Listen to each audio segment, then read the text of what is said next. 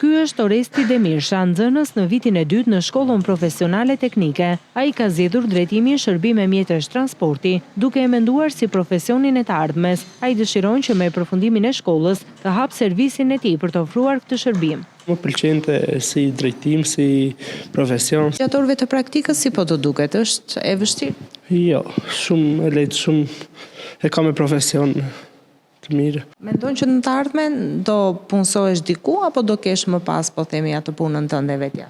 Po them se do a punën time. Mendon që do ketë treg pune, po themi, për këtë drejtim? Po, mendoj se po. Çfarë mësoni në orët e praktikës? Pjesët e makinës, çfarë defekte kanë. Ka asë vështirësi në ndonjë prej tyre, cila ka qenë pjesa më e vështirë?